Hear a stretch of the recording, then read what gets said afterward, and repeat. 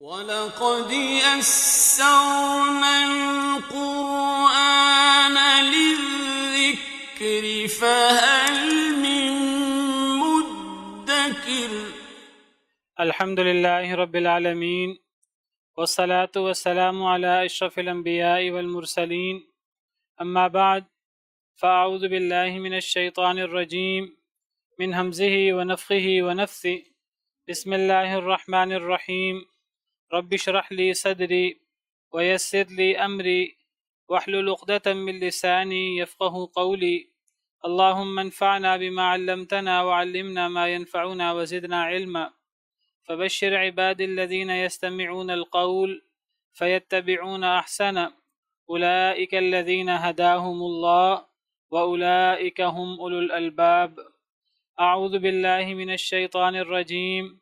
بسم الله الرحمن الرحيم. أَفَرَأَيْتُمُ النَّارَ الَّتِي تُورُونَ أَأَنتُمْ أَنشَأْتُمْ شَجَرَتَهَا أَمْ نَحْنُ الْمُنشِئُونَ نَحْنُ جَعَلْنَاهَا تَذْكِرَةً وَمَتَاعًا لِلْمُقْوِينَ فَسَبِّحْ بِاسْمِ رَبِّكَ الْعَظِيمِ.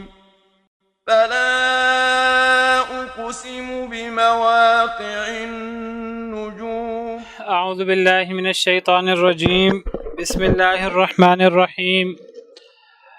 أفرأيتم النار التي تورون أأنتم أنشأتم شجرتها أم نحن المنشئون۔ پیچھے کفار مکہ کے عقیدے کا ذکر ہوا کہ وہ مرنے کے بعد زندہ ہونے کے قائل نہیں ہیں، تو اللہ تعالیٰ نے مرنے کے بعد زندہ ہونے کے دلائل پیش کیے ہیں، جن میں سے ایک دلیل تو اللہ نے دی کہ میاں بیوی میں ملاپ ہوتا ہے، اور پھر اس کے بعد اللہ تعالیٰ ان کے ملاپ کے بعد اولاد پیدا کرتے ہیں۔ وہ اولاد پیدا کرنے والی ذات اللہ کی ذات ہے۔ جو اللہ تعالیٰ پہلی دفعہ انسان کو پیدا کرتا ہے تو وہ اللہ تعالیٰ انسان کو دوبارہ کیوں نہیں پیدا کر سکتا۔ پھر اس کے بعد اللہ تعالیٰ نے دوسری دلیل یہ بیان کی کہ تم یہ جو کھیتی باڑی کرتے ہو تو اس کھیتی باڑی سے زمین کے اندر بیج بوتے ہو، جو اس سے زراعت ہوتی ہے، فصل یا باغ اس سے اگتا ہے، تو یہ اسے تم اگاتے ہو یا اللہ اگاتا ہے؟ سب مانتے ہیں کہ اللہ ہی اگاتا ہے۔ تو اللہ فرماتے ہیں کہ جو اللہ تعالیٰ مردہ زمین کو زندہ کر سکتا ہے، لہلہاتے باغ کھیت اگا سکتا ہے ایک مردہ زمین سے، تو وہ اللہ تعالیٰ انسان کو دوبارہ پیدا کیوں نہیں کر سکتا۔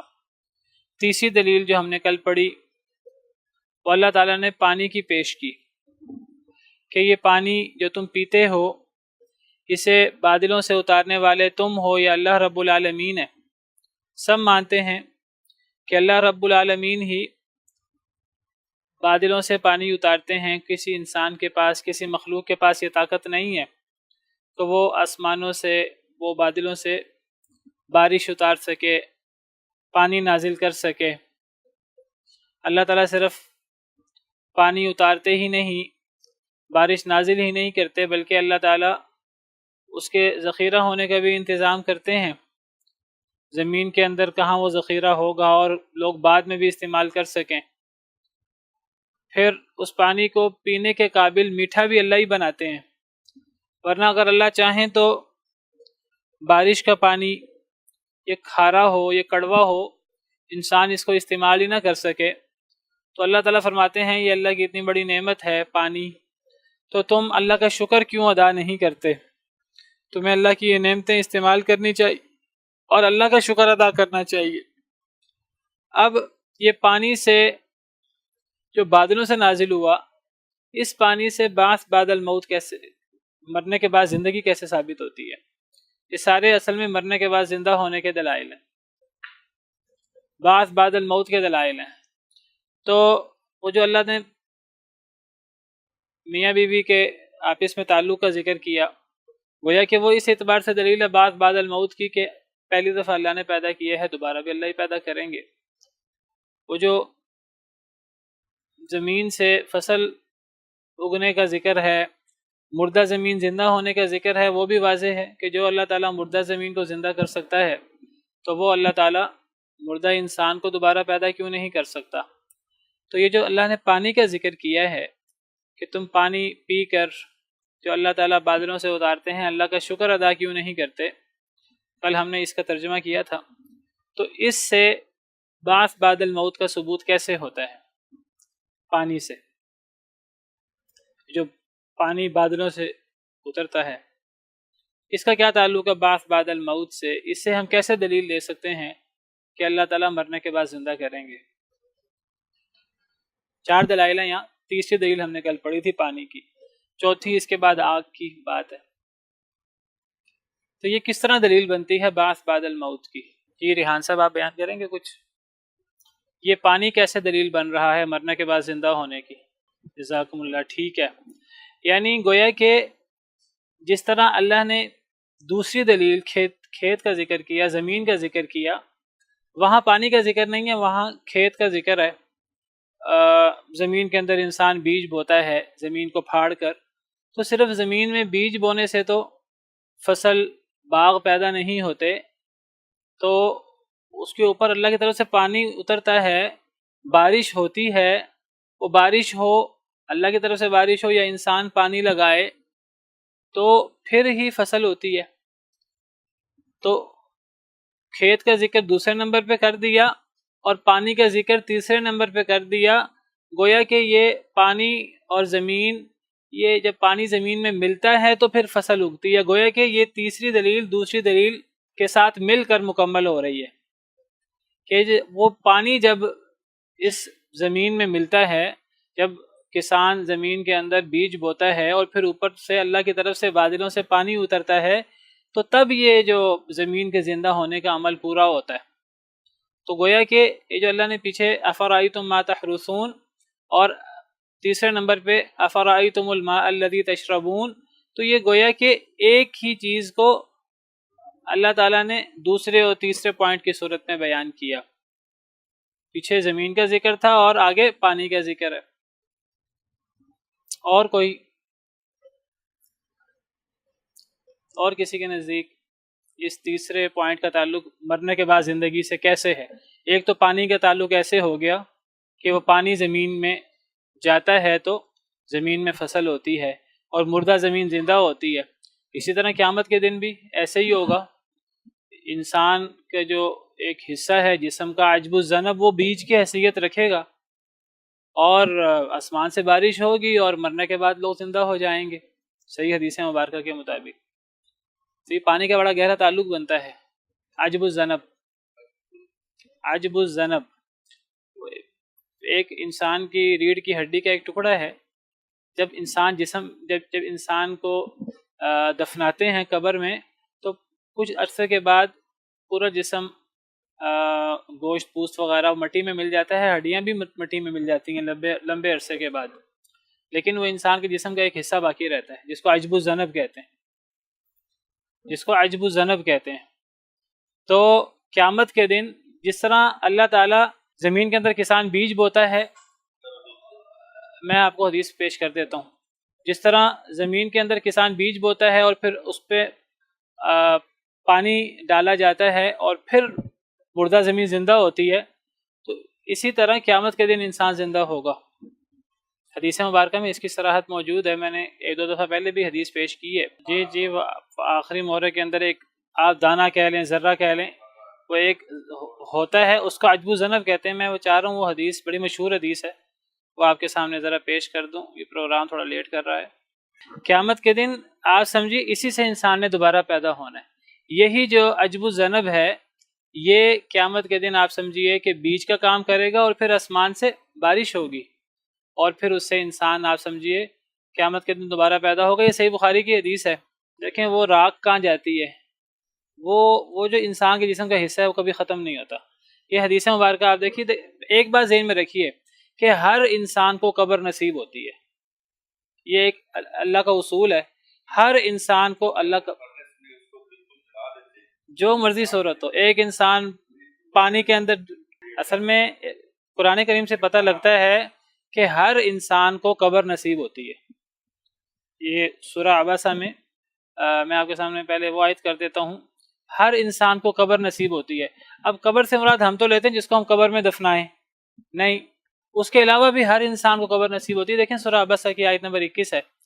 اللہ تعالیٰ ہر انسان کا ذکر کر رہے ہیں اور اللہ تعالیٰ فرماتے ہیں کہ من ای شیء خلق، اللہ نے انسان کو کس قتل الانسان ما اکفرہ، انسان ہلاک ہو جائے کتنا وہ ناشکرا ہے. یہ تمام انسانوں کی بات ہو رہی، کسی ایک انسان کی چند انسانوں کی بات نہیں ہو رہی، تمام انسانوں کی بات ہو رہی ہے. انسان ہلاک ہو کتنا وہ ناشکرا ہے. من ای شیء خلق، کس چیز سے اللہ نے اس کو پیدا کیا. من نطفۃ خلقہ فقدرہ، نطفہ سے اللہ نے اسے پیدا کیا، پھر اس کے لیے ایک اللہ نے اندازہ مقرر کیا. ہر انسان نطفہ سے پیدا ہوا ہے. تقدیر کا مطلب ہوتا ہے، قدرہ کا مطلب ہوتا ہے کہ ایک چیز ہونے سے پہلے اللہ تعالیٰ اندازہ لگا لیں کہ ایسا ہوگا پھر ویسا ہی ہو جائے، اس کو تقدیر کہتے ہیں. ثم السبیل یسر، پھر اللہ نے رستہ آسان کیا اس کے لیے، اللہ نے اس کے لیے رستہ آسان کیا. یہ ہر انسان کی بات ہو رہی ہے. رستہ آسان کیا اگر ایک انسان دین کے رستے پر چلنا چاہے. ثم اماتہ، پھر اللہ نے اسے مارا. ہر انسان کو اللہ نے مارا ہے. کیا کوئی انسان موت سے مستثنا ہے؟ کوئی انسان موت سے مستثنا نہیں ہے. فاقبرہ، پھر اللہ نے اسے قبر نصیب کی. ہر انسان کو قبر نصیب ہوتی ہے. اب قبر سے مراد ہم یہ لیں کہ جس کو ہم قبر میں دفنائیں گے بس اسی کی قبر ہے. مسلمان دفناتے ہیں، عیسائی دفناتے ہیں، یہودی دفناتے ہیں، لیکن کئی مذاہب والے نہیں دفناتے. ہندو آگ لگا دیتے ہیں، کئی لوگ اپنے لاشوں کو درختوں پہ رکھ دیتے ہیں، پرندے نوچ نوچ کے کھا جاتے ہیں لاشوں کو. کئی لوگ پانی میں بہا دیتے ہیں. کئی انسان جو ہیں وہ درندے ان کو جو ہیں وہ کھا پی جاتے ہیں. لیکن یہ بات یاد رکھیے کہ کئی لوگ پانی میں جو ہے وہ مچھلیاں کھا جاتی ہیں. ہر انسان کو قبر نصیب ہوتی ہے اور قبر سے انسان نے پیدا ہونا ہے دوبارہ قبر سے. تو ضروری نہیں کہ وہ قبر جس طرح ہمارے سامنے ایک انسان قبر میں دفن ہوا ہے بس وہی قبر ہے. کسی کا قبر مچھلی کا پیٹ بن جاتا ہے، پھر وہ مچھلی کے اندر انسان مل جاتا ہے، پھر وہ مچھلی کیسے ختم ہوتی ہے، کیسے وہ مرتی ہے، وہ کہاں جاتی ہے، اس کی تفصیلات. پھر انسان جو ہے وہ کئی لوگ جلا دیتے ہیں انسان کو، لاش کو، وہ راکھ بن جاتی ہے. راکھ کہاں جاتی ہے؟ ٹھیک ہے جی. پھر اگر پرندے کھا لیں، درندے کھا لیں انسان کو جنگل کے اندر درختوں کے اوپر، تو وہ پرندوں کے اندر انسان چلا جاتا ہے اور پھر وہ پرندوں کا اختتام کیسے ہوتا ہے. تو یہ سب چیزیں ہمارے علم میں نہیں ہیں. تو اللہ تعالیٰ نے ہمیں بتایا ہے کہ ہر انسان کو قبر نصیب ہوتی ہے. اور حدیث مبارکہ سے پتہ لگتا ہے، صحیح حدیث سے، کہ انسان کے جسم کا ایک حصہ ہے جس کو عجب الذنب کہتے ہیں. انسان کے جسم کا ہر حصہ ختم ہو سکتا ہے، وہ عجب الذنب ختم نہیں ہو سکتا کسی بھی صورت میں. اب یہ حدیث آپ کو سامنے پیش کرنے لگا تھا، صحیح بخاری کی حدیث ہے. حضرت ابو ہریرہ سے مروی ہے کہ نبی کریم صلی اللہ علیہ وسلم نے فرمایا ما بین النفختین 40، 2 نفخے ہیں، 2 دفعہ سور پھونکا جائے گا. قرآن کریم سے ثابت ہے کہ سور 2 دفعہ پھونکا جائے گا. ونفخ فی الصور فصعق من فی السماوات ومن فی الارض الا من شاء اللہ.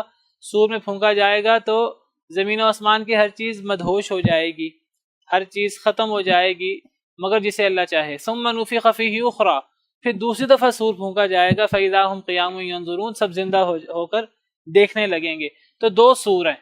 ایک دفعہ سور پھونکا جائے گا تو قیامت واقع ہو جائے گی، ہر چیز تباہ و برباد ہو جائے گی. دوسری دفعہ سور پھونکا جائے گا تو ہر چیز زندہ ہو جائے گی دوبارہ، بعث بعد الموت. تو یہ جو 2 نفخے ہیں، ما بین النفختین 40، یہ 2 نفخوں کے درمیان، 2 دفعہ سور پھونکنے کے درمیان نبی صلی اللہ علیہ وسلم نے فرمایا کہ 40 کا وقفہ ہے. 40 کا وقفہ ہے. 2 دفعہ 2 نفخوں میں، صحیح بخاری کی حدیث ہے، بالکل سب سے صحیح حدیث ہے. 2 نفخوں کے درمیان 40 کا وقفہ ہے.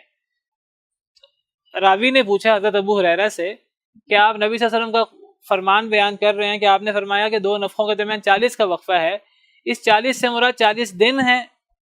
حضرت ابو ہریرہ کہنے لگے ابیت، میں انکار کرتا ہوں، مجھے پکا یاد نہیں ہے کہ آپ نے 40 یومن کہا تھا، مجھے پکا یاد نہیں ہے، میں یقین سے نہیں کہہ سکتا. راوی نے پوچھا شاگرد نے ابو ہریرہ سے 40 شہرن، کہ 40 مہینے ہیں 2 نفخوں کے درمیان.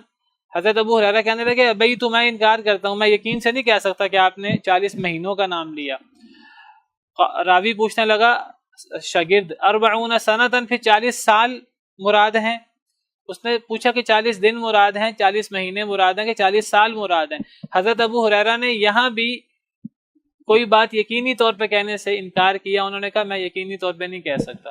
دیکھیے یہ صحابہ کرام کی احتیاط تھی، جو بات یقینی یاد ہوتی وہ بات یقین سے کہہ دیتے، کیونکہ ان کو پتہ تھا کہ اگر کوئی بات شک و شبہ کی بنا پر میں کہوں گا، لا علمی میں کہہ دوں گا، تو یہ اللہ پر جھوٹ بنے گا، یہ صرف نبی پر جھوٹ نہیں بنے گا. نبی پر جھوٹ جہنم کا باعث ہے. من کذب علی متعمدا فلیتبوأ مقعدہ من النار.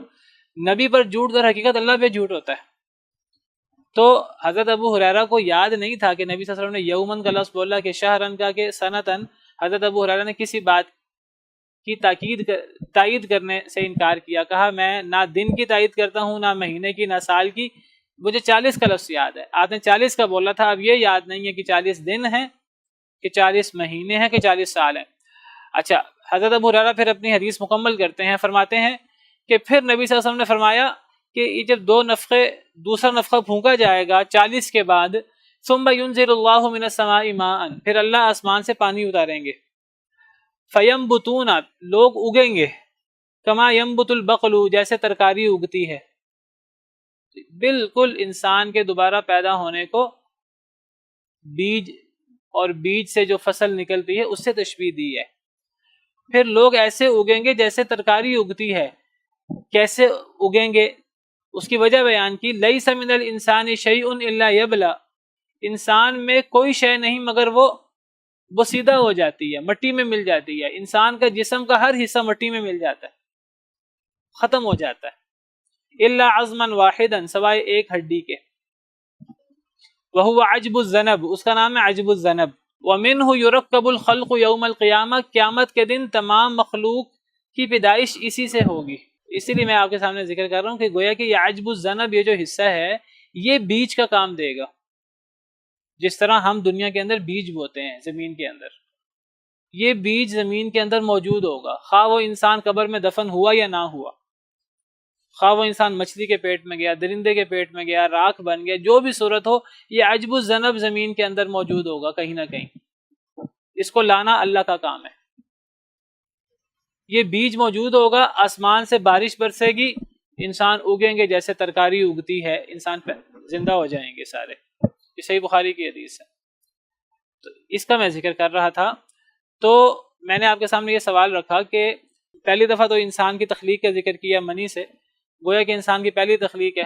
پہلی دفعہ انسان کو اللہ پیدا کرتے ہیں، تو جب جو اللہ پہلی دفعہ پیدا کر سکتا ہے دوسری دفعہ پیدا کر سکتا ہے. جو دوسری دلیل اللہ نے پیش کی وہ کھیتی باڑی کی پیش کی، اس میں پانی کا ذکر نہیں ہے. اس سے بعض بعد الموت ایسے ثابت ہوتی ہے جیسے مردہ زمین زندہ ہو جائے، تو بعض بعد الموت بھی اسی طرح ہے، یہ اس کے بہت قریب ہے. یہ بہت بڑی دلیل ہے انسان کے دوبارہ زندہ ہونے کی. تیسری دلیل اللہ نے پانی کی پیش کی. تو میں نے آپ سے یہ سوال کیا کہ یہ پانی سے کس طرح بعض بعد الموت ثابت ہوتا ہے، تو ریحان صاحب نے اس کا جواب دیا کہ قیامت کے دن بارش ہوگی تو انسان دوبارہ پیدا ہوگا. گویا کہ یہ در حقیقت دوسری دلیل جو ہے کھیتی باڑی والی، یہ اسی کا تکملہ ہے کہ گویا کہ جس طرح دنیا میں بیج بو کے بارش ہوتی ہے اور پھر مردہ زمین زندہ ہوتی ہے، گویا کہ اسی طرح قیامت کے دن انسان زندہ ہوگا. کہ دوسری ہی دلیل کا تکملہ ہے گویا کہ. یا پھر آپ یہ کہہ سکتے ہیں کہ اصل میں اللہ کی بہت بڑی قدرت ہے پانی. جو لوگ مرنے کے بعد زندہ ہونے کا انکار کرتے ہیں وہ در حقیقت اللہ کی قدرت کا انکار کرتے ہیں. یہ بات یاد رکھیے. قرآن کریم کا ایک عام انداز ہے کہ جب بھی اللہ تعالیٰ کافروں کے اس اعتراض کا جواب دیتے ہیں کہ کافر کہتے ہیں جب ہم مٹی ہو جائیں گے، جب ہماری ہڈیاں بھی مٹی میں مل جائیں گی، بوسیدہ ہو جائیں گی، تو ہم کیسے زندہ ہوں گے. اس اعتراض کا جواب کئی دفعہ تو اللہ تعالیٰ دیتے ہیں جو اللہ پہلی دفعہ پیدا کرتا دوبارہ پیدا کر دے گا. کئی دفعہ اللہ جواب دیتے ہیں جو اللہ تعالیٰ زمین و آسمان کو پیدا کر سکتا ہے، بڑی مخلوقات کو پیدا کر سکتا ہے، وہ انسان کو دوبارہ کیوں نہیں پیدا کر سکتا. لیکن ایک تیسرا جواب قرآن کریم میں بہت زیادہ ہے. وہ کیا ہے کہ اس اعتراض کے جواب میں اللہ اپنی اور بڑی بڑی قدرتیں بیان کرنا شروع کر دیتے ہیں. گویا کہ اللہ تعالیٰ یہ بتانا چاہتے ہیں کہ تم یہ جو کہتے ہو کہ مرنے کے بعد ہم زندہ نہیں ہوں گے، اصل میں اعتراض کیا ہے؟ اعتراض یہ ہے کہ جب ہم مٹی میں مل جائیں گے، ہماری ہڈیاں بھی بوسیدہ ہو جائیں گی، تو اللہ بھی ہمیں دوبارہ ہماری ہڈیوں کو اکٹھا نہیں کر سکتے، اللہ بھی ہمارے اندر دوبارہ روح نہیں پھونک سکتے، گویا کہ اللہ کی قدرت پر سراسر اعتراض ہوتا ہے۔ اللہ تعالیٰ پھر اس کا جواب اپنی عظیم قدرتیں بیان کر کے دیتے ہیں۔ اللہ فرماتے ہیں جو اللہ تعالیٰ یہ عظیم کام کر سکتا ہے وہ اللہ تعالیٰ انسان کو دوبارہ، انسان کی جسم کے تمام اعضاء جو مٹی میں مل چکے ہیں انہیں مٹی سے دوبارہ اکٹھا کیوں نہیں کر سکتا؟ وہ اللہ تعالیٰ انسان کی ہڈیاں دوبارہ جوڑ کیوں نہیں سکتا؟ وہ اللہ تعالیٰ انسان کا دوبارہ پتلا بنا کر وہ انسان کے اندر روح دوبارہ کیوں نہیں پھونک سکتا؟ در حقیقت اللہ کی قدرت پر اعتراض ہے، اللہ اپنی قدرت کے دلائل بیان کرنا شروع کر دیتے ہیں۔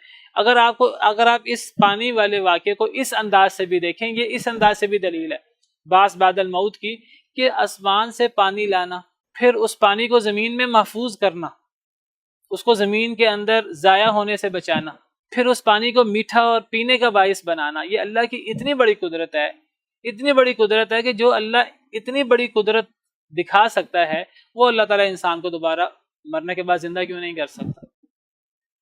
کہ بارش برسانا، یہ قرآن کریم کا مطالعہ کریں، اللہ نے اس کو عظیم قدرتوں، عظیم نشانیوں میں سے اس کو بیان کیا۔ قرآن کریم کا ایک عام انداز ہے، اللہ تعالیٰ بیان کرتے ہیں ارم تری ان اللہ یزجی سحابا، اے نبی کیا آپ نے دیکھا نہیں کہ اللہ تعالیٰ بادلوں کو چلاتے ہیں، پہلے بادلوں کو اکٹھا کرنا یہ بہت بڑی قدرت ہے، ثم یؤلف بینہ، پھر اللہ تعالیٰ بادلوں کو اکٹھا کرتے ہیں، ملا دیتے ہیں ایک دوسرے سے۔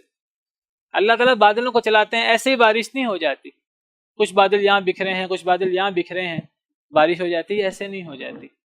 اللہ تعالیٰ بادلوں کو ایک جگہ سے دوسری جگہ لے کے جاتے ہیں، پھر اللہ تعالیٰ ان بادلوں کو ملاتے ہیں، ثم یؤلف بینہ، اللہ بادلوں کو ملاتے ہیں، ثم یجعلہ رکاما، پھر اللہ تعالیٰ ان بادلوں کو اوپر تلے کر دیتے ہیں، تہ بتہ کر دیتے ہیں، فَتَرَ الْوَدْقَ يَخْرُجُ مِنْ خِلَالِهِ، پھر آپ بارش کے قطرے کو دیکھتے ہیں کہ بارش کے قطرے اس میں سے نکلتے ہیں۔ یہ ایسے ہی نہیں ہو جاتا سارا معاملہ، یہ اللہ کی عظیم قدرت ہے۔ اللہ تعالیٰ فرماتے ہیں ایک اور آیت میں وَمِنْ آيَاتِهِ أَن يُرْسِلَ الرِّيَاحَ مُبَشِّرَاتٍ، اللہ کی بڑی بڑی نشانیوں میں سے یہ ہے کہ اللہ ہوائیں بھیجتے ہیں، وہ ہوائیں ان بادلوں کو اکٹھا کرنے کا کام کرتی ہیں، مبشرات، بشارت دینے کے لیے، لِيُذِيقَكُم مِّن رَحْمَتِهِ، تاکہ اللہ تمہیں اپنی رحمت کا مزہ چکھائے، یعنی بارش کا۔ تو یہ بارش ہونا اللہ کی عظیم قدرت ہے۔ تو جو اللہ تعالیٰ بارش برسانے پر قادر ہے، یہ بارش برسنے کا عمل بہت ہلکا نہیں ہے، بہت پیچیدہ عمل ہے۔ کچھ چیزیں ہمارے سامنے روز ہو جاتی ہیں، ہمیں عجیب نہیں لگتی۔ میں کہتا ہوں آپ کو کہ انسان مسکراتا ہے، ہم کہتے ہیں جی یہ تو بڑی فطری سی چیز ہے، بڑی عام سی چیز ہے، حالانکہ سائنسدان کہتے ہیں کہ پتہ نہیں انسان کے مسکرانے میں کتنے ہزار لاکھ خلیے کام کرتے ہیں، کتنے عضلات ہمارے جسم کے اندر کام کرتے ہیں، پھر انسان مسکراتا ہے۔ آرام سے تو انسان مسکرا بھی نہیں سکتا، لیکن چونکہ یہ کام ہم آرام سے کر لیتے ہیں، ہمیں پتہ نہیں ہوتا کہ ہمارے مسکرانے کے پیچھے کتنے عظیم نظام کار فرمائے، ہمیں نہیں پتہ۔ تو یہ بارش جو روزانہ ہو جاتی ہے، کچھ عرصے کے بعد ہو جاتی ہے، ہم اس کو ایک فطری اور ایک عام سا عمل سمجھتے ہیں۔ بچے پیدا ہو رہے ہیں روز، ہم اس کو ایک عام سا عمل سمجھ لیتے ہیں۔ سورج روز نکل رہا ہے، ایک مخصوص لگے بندے نظام کے مطابق ہم اسے ایک عام سا عمل سمجھ لیتے ہیں۔ چاند نکل رہا ہے، غروب ہو رہا ہے، یہ عام سے اعمال نہیں ہے۔ اللہ فرماتے ہیں کہ یہ ہر چیز میں نشانی ہے، کوئی غور کرنے والا تو ہو۔ تو یہ بارش میں اللہ کی عظیم قدرت ہے۔ جو لوگ کہتے ہیں کہ اللہ تعالیٰ انسان کو مرنے کے بعد دوبارہ زندہ نہیں کر سکتا، وہ اللہ کے قادر ہونے کا انکار کرتے ہیں۔ تو جو اللہ بارش جیسی عظیم نعمت، عظیم قدرت دکھا سکتا ہے، وہ انسان کو دوبارہ کیوں نہیں پیدا کر سکتا؟ یعنی یہ اس اعتبار سے بھی دلیل ہو سکتی ہے، اور دوسرے اعتبار سے تو دلیل ہے ہی کہ یہ بادل، یہ پانی جب مردہ زمین پر پڑتا ہے تو زمین زندہ ہوتی ہے۔ چوتھی دلیل جو اللہ نے پیش کی باس بعد الموت کی، افرأیتم النار التی تورون، کیا تم نے دیکھا اس آگ کو جسے تم جلاتے ہو، جسے تم سلگاتے ہو؟ آگ کو ذرا دیکھو، یہ آگ اللہ کی بہت بڑی قدرت ہے، یہ آگ اللہ کی بہت بڑی نشانی ہے۔ اس آگ سے انسان بہت بڑے بڑے کام لیتا ہے۔ یہ اگر آگ نہ ہوتی دنیا کے اندر تو ہمیں پتہ لگتا کہ یہ اس سے کتنے بڑے بڑے کام لیے جاتے ہیں، بڑی بڑی صنعتیں، بڑی بڑی چیزیں آگ کی مرہون منت ہے. آگ ہو، کھانا پکنا، یہ بڑی بڑی جو ساری دھاتیں ہیں، ان دھاتوں کو جو ہے وہ مختلف شکلوں کی صورت دینا، بہت ساری چیزیں آگ کی مرہون منت ہیں. آگ سے انسان بہت زیادہ فائدہ اٹھاتا ہے. اللہ تعالیٰ فرماتے ہیں کیا تم نے اس آگ کو دیکھا جس آگ کو تم سلگاتے ہو، جس آگ کو تم جلاتے ہو؟ اَأَنْتُمْ أَنشَأْتُمْ شَجَرَتَهَا، کیا تم نے پیدا کیا ہے اس کے درخت کو؟ ام نحن المنشئون، یا ہم اس کے درخت کو پیدا کرنے والے ہیں؟ ہم اس کا جواب دیں گے لا بل انت یا رب، نہیں اے اللہ، آپ ہی اس آگ کو پیدا کرنے والے ہیں، اس آگ کے درخت کو آپ پیدا کرنے والے ہیں. یہ آگ اللہ کی عظیم قدرت ہے کہ یہ اتنی گرم آگ ہوتی ہے، اتنی خشک آگ ہوتی ہے، لیکن آپ غور کریں کہ کس طرح آگ درخت سے پیدا ہوتی ہے. کس طرح عرب علاقوں میں 2 درخت ہوتے تھے، ایک کو مرخ ایک کو غفار کہتے تھے. ان 2 درختوں کی ٹہنیوں کو رگڑنے سے آگ پیدا ہوتی تھی. 2 قسم کے درخت، آج تو ماچس اور اس طرح کر کے وہ بنا لیا گیا ہے آسانی کے لیے، ورنہ اصل میں یہ 2 درختوں کی ٹہنیوں کو رگڑنے سے آگ پیدا ہوتی تھی عرب علاقے میں. کبھی 2 پتھروں کے رگڑنے سے بھی، اور زیادہ تر جو عرب آگ جلاتے تھے وہ 2 ٹہنیوں کو رگڑتے تھے، 2 مختلف درختوں کی ٹہنیوں کو. آپ دیکھیں اللہ کی کتنی عظیم قدرت ہے آگ، کہ آگ کتنی گرم ہوتی ہے اور کتنی خشک ہوتی ہے آگ، لیکن وہ ایک ایسے درختوں سے جو درخت خشک ہوتا ہی نہیں ہے. ایک درخت خشک ہو جائے تو مر جاتا ہے، ختم ہو جاتا ہے. گویا کہ زندہ درخت وہی ہوتا ہے جس کے اندر تری ہوتی ہے، جس کے جو سر سبز ہوتا ہے. تو درخت بھی، آپ کو پتا درخت کی بھی ایک زندگی ہے، نباتات کی بھی ایک زندگی ہے، اور زندگی کے لیے نمی لازمی ہوتی ہے. جس کے اندر نمی نہ ہو وہ زندہ ہی نہیں رہتی چیز. تو کیسے ایک ایسی چیز جو نم ہے، جس کے اندر ٹھنڈک ہے، جو نم ہے، اس چیز سے کیسے ایک انتہائی خشک اور انتہائی گرم ترین چیز پیدا ہوتی ہے؟ آپ سمجھیے یہ ایسی مثال ہے جیسے کہ پانی سے آگ پیدا کر دینا. پانی کے اندر نمی ہوتی ہے، تو کوئی بندہ کہے جی پانی کے اندر آگ پیدا ہو جائے گی، تو کتنی ایک انہونی سی بات لگتی ہے. تو جب پانی کے اندر آگ لگ جانا، قیامت کے دن یہ بھی ہوگا. قیامت کے دن پانی کے اندر آگ لگ جائے گی، یہ اللہ کی بڑی قدرت ہوگی. وَإِذَا الْبِحَارُ سُجِّرَتْ، جب سمندروں کو بھڑکا دیا جائے گا. بعض مفسرین نے اس کا معنی کیا کہ سمندروں میں طوفان آ جائے گا، بعض نے معنی کیا ان میں آگ لگ جائے گی. کیسے آگ لگ جائے گی؟ پانی کے اندر. آپ کو اب یہ جدید تحقیق ہے، پرانے زمانے کے لوگوں کو تو نہیں پتا تھا کہ آکسیجن اور ہائیڈروجن کا مکسچر ہے پانی، ایک مخصوص طریقے سے ملتی ہیں آکسیجن ہائیڈروجن تو پانی بنتا ہے. تو آکسیجن ہائیڈروجن آگ ہی ہے، اور آکسیجن آگ کو بھڑکاتی ہے. تو اگر پانی کے اندر سے ان 2 چیزوں کو الگ کر دیا جائے تو یہ آگ ہی آگ ہے اور کچھ بھی نہیں ہے. تو یعنی یہ اللہ کی بڑی عظیم قدرت ہے. اللہ ایک نم چیز سے آگ پیدا کر دیں، ایک نم چیز سے خشک چیز نکال دیں، ایسی خشک چیز جس سے زیادہ خشک اور جس سے زیادہ گرم چیز کوئی نہیں ہوتی. تو جس طرح اللہ تعالیٰ درختوں سے، زندہ درختوں سے جن کے اندر زندگی اور نمی ہے، اس سے آگ پیدا کر سکتے ہیں، اللہ تعالیٰ ایک مردہ چیز سے زندہ چیز کو کیوں نہیں پیدا کر سکتے؟ وہ اللہ تعالیٰ وہ ذات ہے کہ جو مردہ سے زندہ کو، زندہ سے مردہ کو پیدا کرتا ہے. یخرج الحی من المیت ومخرج المیت من الحی، وہ زندہ کو نکالتا ہے مردہ سے، مردہ کو زندہ سے نکال دیتا ہے. ذالکم اللہ، یہ تمہارا رب ہے، یہ اللہ ہے. فانا توفکون، تم کہاں بہکتے ہو؟ تو مردہ سے زندہ کو نکالنا یہ اسی طرح کی بات ہے، جس طرح ایک نم چیز سے آگ کو پیدا کر دینا. اللہ کی عظیم قدرت ہے. کیا اس کے درخت کو تم نے پیدا کیا ہے یا ہم اسے پیدا کرنے والے ہیں؟ اللہ ہی پیدا کرنے والے ہیں. اللہ فرماتے ہیں نحن جعلناها تذکرة ومتاعا للمقوین، ہم نے بنایا ہے اس کو، یعنی اس آگ کو، تذکرتاً، نصیحت. یہ آگ اللہ کی بہت بڑی قدرت ہے. اس آگ سے انسان جو فائدے اٹھاتا ہے، تو یہ اللہ کی بہت بڑی قدرت ہے. اور اللہ کی قدرتیں اللہ نے ہمیں دکھائی ہیں دنیا میں نصیحت کے لیے. اللہ فرماتے ہیں ہم نے اسے ایک نصیحت بنایا ہے. ومتاعا اور فائدے کا سامان للمقوین مسافروں کے لیے، مسافروں کے لیے خاص طور پر مسافر لوگ وہ اس طرح ٹہنیوں درختوں سے آگ پیدا کرتے ہیں اور رستے کے اندر اپنے لیے کھانے پینے کو پکانے کا سامان پیدا کرتے ہیں، تو مسافروں کے لیے ہم نے اسے ایک سامان بنایا ہے، فائدے کی چیز بنایا ہے آگ کو۔ یہ آگ بہت بڑی نصیحت ہے اور فائدہ ہے مسافروں کے لیے۔ مقوین کا ایک معنی مسافر، مقوین کا ایک معنی فائدہ اٹھانے والے بھی بعض علماء نے کیا ہے، فائدہ اٹھانے والے، آگ سے فائدہ اٹھانے والوں کے لیے یا مسافروں کے لیے اللہ نے آگ کو ایک فائدے کی چیز بنایا ہے۔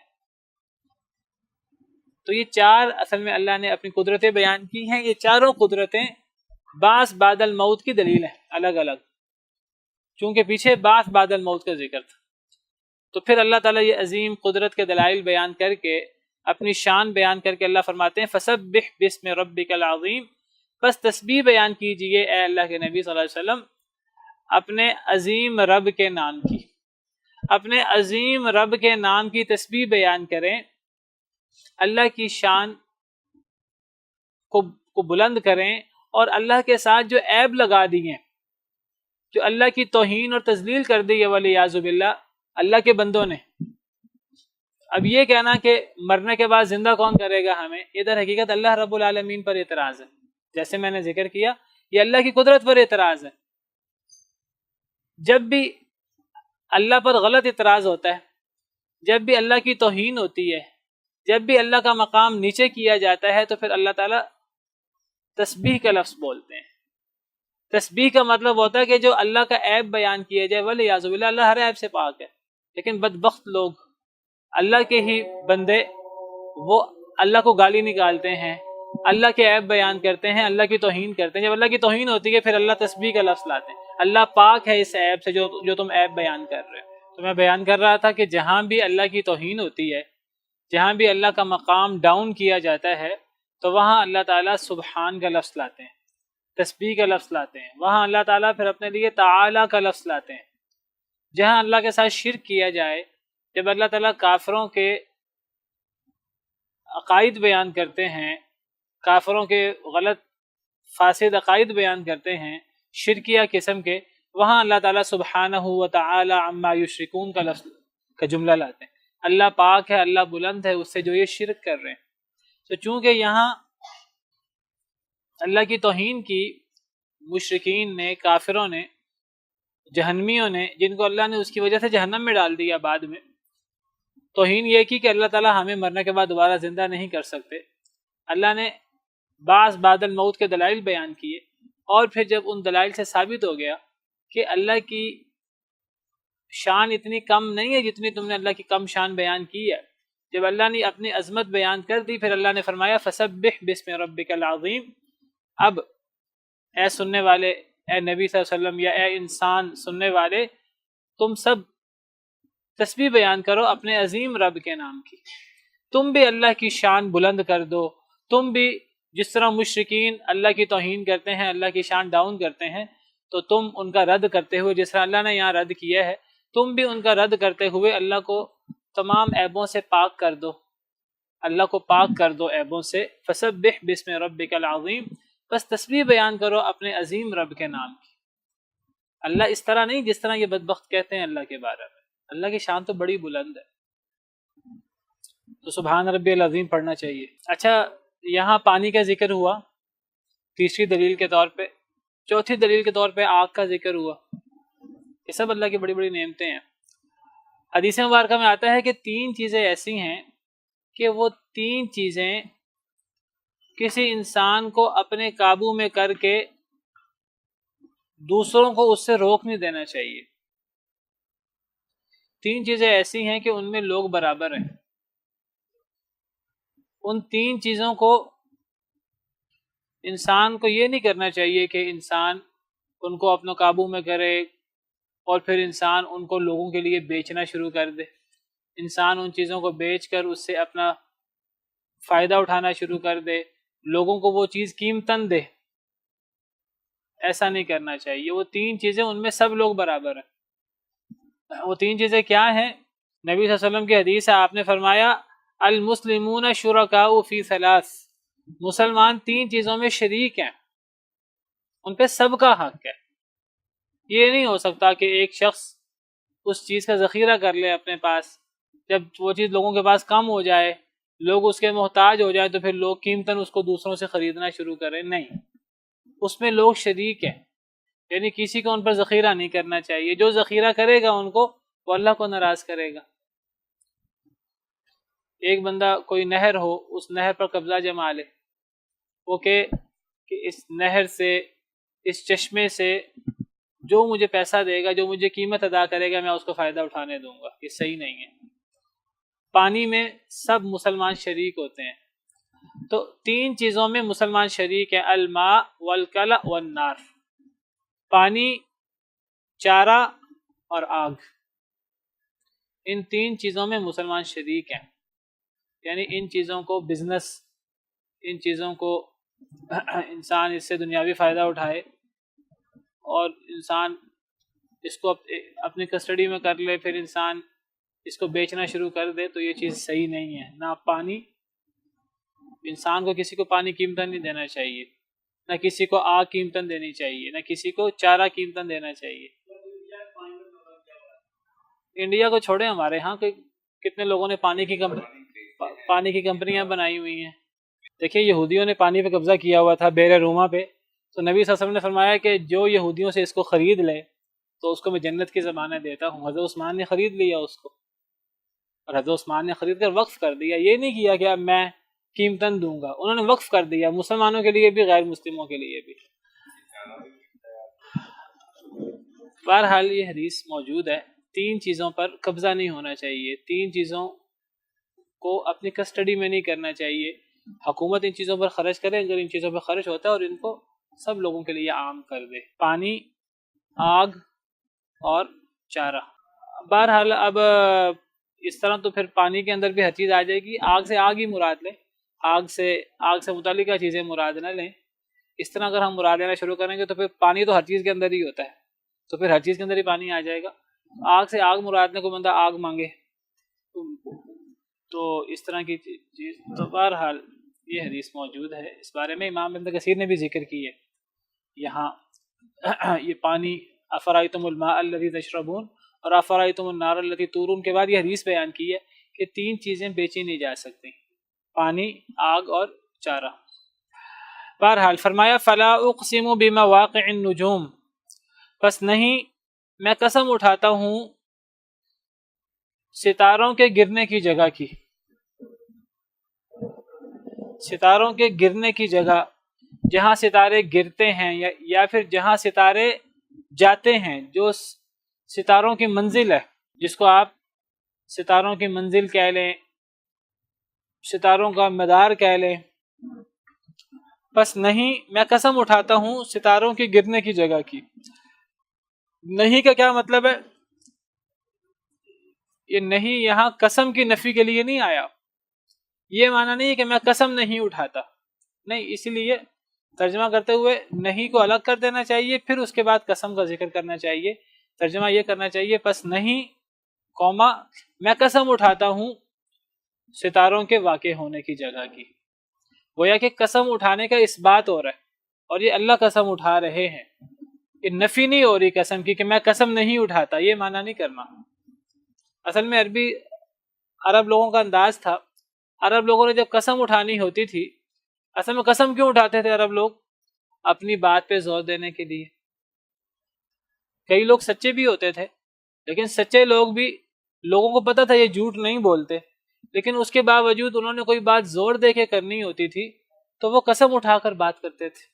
نبی کریم صلی اللہ علیہ وسلم کے بارے میں کوئی گمان بھی نہیں کر سکتا تھا، نہ آپ کے دوست، نہ آپ کے دشمن، کہ آپ جھوٹ بول سکتے ہیں، لیکن نبی صلی اللہ علیہ وسلم وہ کئی دفعہ قسم اٹھا کر بات کرتے، نہ صرف کافروں کے سامنے، مسلمانوں کے سامنے آپ نے بہت سی باتیں قسم اٹھا کر کہی ہیں، بہت سی باتیں آپ نے قسم اٹھا کر کہی ہیں۔ ہم کہہ سکتے ہیں چلو بھئی کافر شک کر سکتا ہے آپ کے بارے میں، ایک مسلمان تو کبھی شک نہیں کرے گا۔ اللہ تعالیٰ نے کتنی باتیں قسم اٹھا کر کہی ہیں، اللہ کی باتوں میں کوئی مسلمان شک تو نہیں کر سکتا۔ تو قسم اصل میں اٹھائی جاتی ہے اپنی بات پہ زور دینے کے لیے، اور جب اپنی بات پہ ایسی بات پہ زور دینا ہو جو لوگوں کے ہاں معروف نہ ہو، تب پھر قسم میں زور دینے کا ایک اور انداز ہوتا ہے کہ پہلے نفی کر دو اس بات کی جو لوگوں کے ہاں مشہور ہے، اور اس کو نفی کرنے کے بعد پھر قسم اٹھاؤ۔ اس کے لیے عرب لوگ لا اقسم کا انداز اختیار کرتے تھے۔ تو وہ لا سے قسم کی نفی نہیں ہوتی، وہ لا سے جس چیز پر قسم اٹھائی جا رہی ہے اس چیز کے بارے میں جو عام لوگوں کا غلط عقیدہ ہے، اس غلط عقیدے کی نفی ہوتی ہے لا سے، اور اس غلط عقیدے کی نفی ہونے کے بعد پھر قسم کا اس بات ہوتا ہے، اللہ قسم کھا کر پھر اس بات کو ثابت کرتے ہیں۔ یہاں در حقیقت کس بات پہ قسم اٹھائی جا رہی ہے؟ ایک تو ہے کہ اللہ نے قسم اٹھائی ہے ستاروں کے گرنے کی جگہ کی، یہ تو اللہ نے ستاروں کی قسم اٹھائی ہے، لیکن یہ تو قسم ہے ستاروں کی، سے ستاروں کی عظمت ظاہر ہوتی ہے۔ قسم کس بات پر ہے؟ وہ قسم کا جواب جس کو ہم جواب قسم کہتے ہیں وہ آگے آ رہا ہے، قرآن کی حقانیت، انہ لقرآن کریم فی کتاب مکنون، یہ اصل میں بات ہے جس بات پر اللہ نے قسم اٹھائی ہے۔ گویا کہ اس بارے میں جو مشرکین کے ہاں جو غلط عقیدہ تھا، اللہ نے لا اقسموں میں لا کہہ کر اس غلط بات کا رد کیا ہے، اور پھر اللہ نے قسم اٹھائی ہے۔ یہ عربوں کا ایک عام انداز ہے۔ گویا کہ اللہ نے قسم اٹھائی ہے ستاروں کی قرآن کی حقانیت پر، کیونکہ اللہ قسم اٹھا کر کہتے ہیں انہ لقرآن کریم، کہ بے شک یہ معزز قرآن ہے، یہ محفوظ کتاب میں ہے، یہ آسمان سے اترا ہے۔ ان باتوں کو کافر نہیں مانتے تھے، نہ قرآن کے وحی ہونے کے قائل تھے، نہ اس کو آسمان سے اترا ہوا مانتے تھے۔ وہ کہتے تھے یہ تو محمد کی اپنی کلام ہے، یہ تو جادو ہے، یہ تو کہانت ہے، یہ تو فلاں ہے، یہ تو فلاں ہے۔ ان تمام باتوں کی اللہ نے نفی کی ہے فلا کہہ کر، بس نہیں، یعنی ان باتوں کی نفی ہے۔ پھر اللہ نے قسم اٹھائی ہے قرآن کی حقانیت کی، تو گویا کہ لا کہہ کر کس بات کی نفی ہوئی؟ جو کفار کے ہاں غلط عقیدہ تھا۔ اور کئی دفعہ اگر زیادہ نفی کرنی ہو، جس بات پر قسم اٹھائی جا رہی ہے اس بارے میں غلط عقائد کی زیادہ نفی کرنی ہو، عام نفی کرنی ہو تو لا اقسمو کہہ دیتے ہیں، اگر زیادہ نفی کرنی ہو تو کل لا کہہ کر پھر آگے قسم اٹھاتے ہیں، ہرگز نہیں، پھر قسم اٹھائی جاتی ہے۔ عرب لوگوں کا عام انداز ہے، عرب لوگ کئی دفعہ تو قسم اٹھاتے تھے واللہ ما فعلت هذا، یا واللہ ان یہ چیز اس طرح ہے، اللہ کی قسم یہ چیز اس طرح ہے۔ اور کئی دفعہ زور دینا ہوتا تھا اپنی بات پہ تو کہتے تھے لا واللہ، ایسی بات نہیں ہے جیسے تم کہہ رہے ہو، اللہ کی قسم، پھر وہ اپنی بات کرتے تھے، لا کہہ کر نفی کرتے تھے۔ اور کئی دفعہ زیادہ تردید کرنی ہوتی غلط موقف کی اور قسم اٹھانی ہوتی تو کہتے کل لا واللہ۔ تو یہ لا اور کل لا قسم سے پہلے اس کا مطلب یہ ہوتا ہے، وہ قسم کی نفی نہیں ہوتی۔ ایک عام بندہ وہ دیکھے وہ کہ یہ تو اقسم قسم ہے اور لا اقسم اس کی نفی ہے، یہ نہیں، ایسی بات نہیں۔ لا اقسم بمواقع النجوم، نہیں، میں قسم اٹھاتا ہوں ستاروں کے گرنے کی جگہ کی۔ ستاروں کی گرنے کی جگہ سے مراد یا تو ستاروں کا گرنا جیسے شہاب ثاقب گرتے ہیں جنوں پر، یا ستاروں کے گرنے سے مراد جہاں ستاروں کا جو مقام ہے، جو منزل ہے، جب ستارے اس منزل پہ پہنچ جاتے ہیں، اس مدار میں پہنچ جاتے ہیں، اپنے برجوں میں پہنچ جاتے ہیں، تو وہ ستاروں کے گرنے کی جگہ ہے، ستاروں کے برج، ستاروں کی منزلیں۔ یا پھر ستاروں کے گرنے سے مراد، ستاروں سے مراد وہی ہے، ستارہ چمکدار چیز ہوتی ہے۔ قرآن کے الفاظ، قرآن کی آیتیں یہ ستاروں کی مانند ہیں، اور ستاروں کی گرنے کی جگہ اگر ستاروں سے مراد قرآن کی آیتیں لیں تو ستاروں کی گرنے کی جگہ کون سی ہوگی؟ نبیوں کے دل۔ بس نہیں، میں قسم اٹھاتا ہوں ستاروں کے گرنے کی جگہ، یعنی آیتوں کے واقع ہونے کی جگہ، جہاں آیتیں اترتی ہیں، وہ ہماری امت میں وہ نبی کریم صلی اللہ علیہ وسلم کا مبارک دل ہے، اور پرانی امتوں میں پرانے انبیاء کے دل ہوتے تھے۔ تو یہ مواقع النجوم کی مختلف تفسیریں ہیں، یہ سورہ نجم کے شروع میں بھی میں نے بیان کیا تھا اور یہی آیت پیش کی تھی۔ وقت ختم ہو گیا، باقی انشاءاللہ کل۔ سبحان ربک رب العزت عما یصفون وسلام علی المرسلین والحمد للہ رب العالمین۔